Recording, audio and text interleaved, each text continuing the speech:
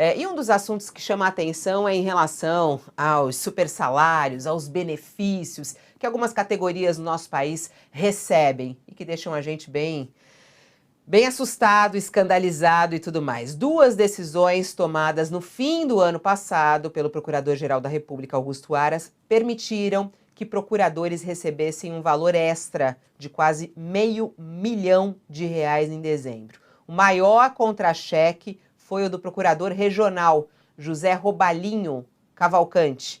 Ele tem um salário base de R$ 35 mil, mas ganhou R$ 446 mil em rendimentos brutos em um mês.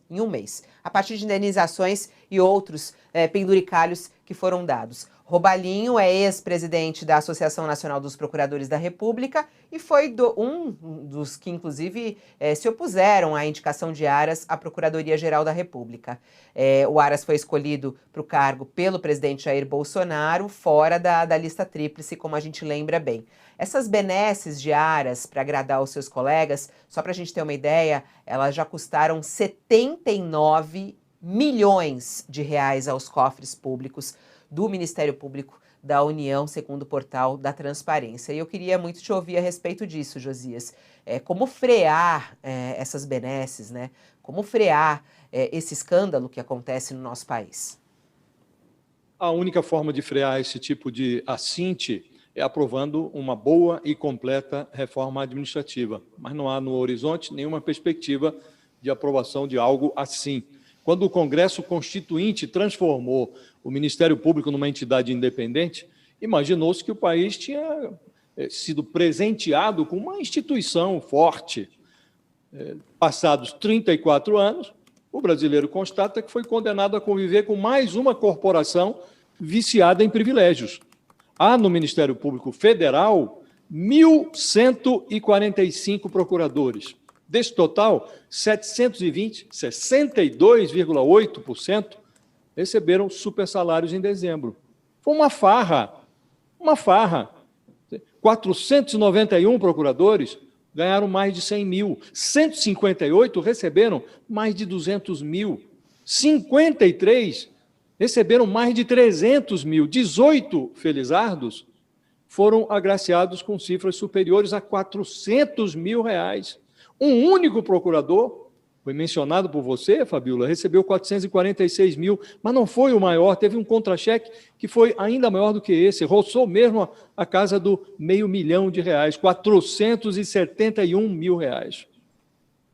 Nesse Natal custeado pelo contribuinte, coube ao Augusto Aras fazer o papel de Papai Noel, com dinheiro alheio. O Procurador-Geral da República autorizou, entre outras regalias, pagamento de abono de férias de 2022, pagamento antecipado, liberou o pagamento de um benefício extrasalarial acumulado pelos procuradores. Esse benefício se chama licença-prêmio. Isto é uma praga do serviço público. A cada 5 anos de trabalho, o sujeito ganha um descanso remunerado de 3 meses, que, no caso da Procuradoria, pode ser convertido em dinheiro. Então, os dados foram levados à vitrine pelo Estadão.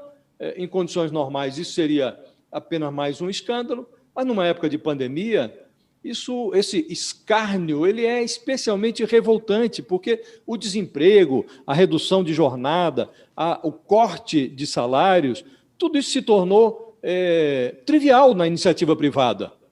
Então, você observar esse tipo de privilégio, revolta. Aí, numa nota, a Procuradoria batizou esse absurdo de dívidas da União para com os membros do Ministério Público.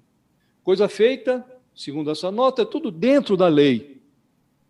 Atribuiu-se o desembolso a uma sobra orçamentária. Sobrou dinheiro. Aí resolveram pagar.